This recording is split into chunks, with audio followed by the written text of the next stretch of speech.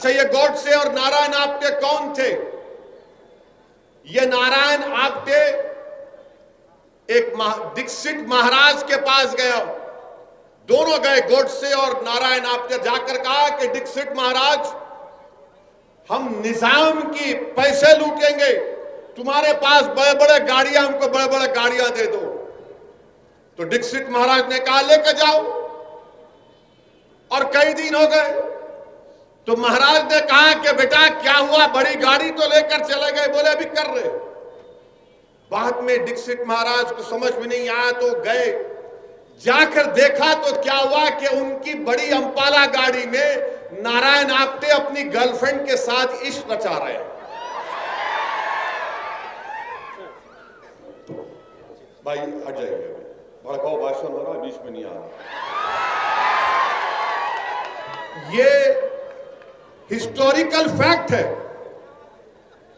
Historical fact है, मैं बिल्कुल सच्चाई से कह रहा हूं। वो महाराज बोले ये क्या है, तुम तो गाड़ी लेकर गए थे निजाम के पैसे लूटने के लिए, और तुम यहां पर अपनी गर्लफ्रेंड के साथ हमटी डमटी मनी हनीमून क्या कर रहे हो? ये एक पहली मिसाल। दूसरा, उन्होंने जाकर पैसे लिए कि हमको स्टेन गन चाहिए, क्योंकि पार्टीशन में जुल्म हो रहा है, हम स्टेन गन से हिफाजत करेंगे। अक्सरेती तबकों की स्टेन गन ले लिए, उसको कॉक करना नहीं आया, इस्तेमाल करना नहीं आया। ये इनका बैकग्राउंड। और गोडसे का और एक बैकग्राउंड सुनो आप। गोडसे इस भारत देश का, आजाद भारत का सबसे पहला टेररिस्ट,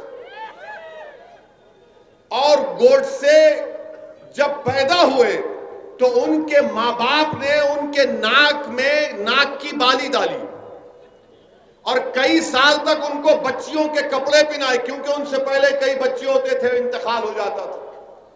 तो मां बाप ने समझा कि नाथूराम को, इनका नाम नाथूराम नहीं था, वो नत डालने से नाथूराम हो गए। तो कई साल तक उनके मां बाप ने उनको बच्चों के कपड़े पहनाए, उसके बाद उनको भाई पैदा हुए। तो गोडसे को एक तकलीफ थी कि मुझे अपनी मर्दानगी दिखाना है, मैं मर्द हूं, मैं मर्द हूं। उसको एक जहन में पैदा हो गई थी बात, ये नफ्सियात का शिकार हो गया था। इसलिए गोडसे ने अपनी मर्दानगी को दिखाने के लिए जहर आलूदा माने हेटफुल आइडियोलॉजी को अपनाया, और गांधी के सीने में 3 गोलियां दाग दी। बताइए आपके 28 जनवरी तक गोडसे और नारायण आप्टे के पास पिस्टल नहीं था, बंदूक नहीं थी। अगर मैं गलत ना कहूं तो 9mm बेरेटा पिस्टल था। वो ग्वालियर का एक शख्स इन लोगों को पिस्टल दिया, और कोर्ट में जो पिस्टल, जो हथियार गोडसे के हाथ में दिया, वो छूट गया। जिसने गोडसे को वेपन दिया गांधी को मारने का, वो बच गया। आप बताइए फिर ये क्या हो रहा है?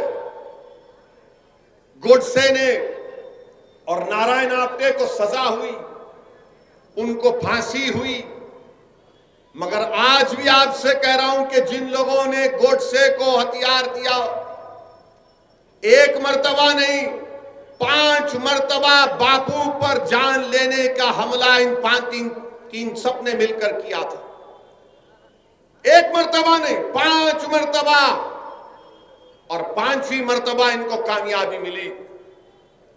मुंबई का एक पुलिस का अहदेदार था, नाम याद नहीं आ रहा, उस वक्त मोरारजी देसाई वहां के होम मिनिस्टर थे। उसने जाकर कहा कि गोडसे मुलविस है, सावरकर का इन्वॉल्वमेंट है। तो मोरारजी भाई ने कहा क्या कह रहे हो, ये पूरी आग लग जाएगी, खामोश हो जाओ।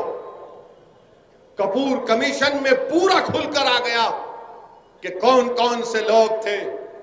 मेरे अजीज दोस्तों और बुजुर्गों, अगर आज भी भारत में गांधी से मोहब्बत करने वाले हैं तो याद रखो, मैं तुमसे कह रहा हूं, या तो ये देश अंबेडकर के बनाए हुए संविधान पर चलेगा, ये देश गांधी की कुर्बानियों को जायगा जाने नहीं देगा, ये देश हमारे मुजाहिदीन आजादी, जिसमें नेहरू, मौलाना अबुल कलाम आजाद, जौहर बरादरान, सुभाष चंद्र बोस, ऐसे कई लोग थे जिन्होंने अपना खून पसीना बहाया।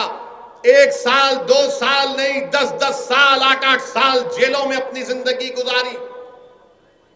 इन लोगों की कुर्बानी को अगर आप रायगा देना चाहते हैं और इस मुल्क को गोडसे के रास्ते पर लेकर जाना चाहते हैं, तो यकीनन ये हम तमाम के लिए शर्मिंदगी की बात होगी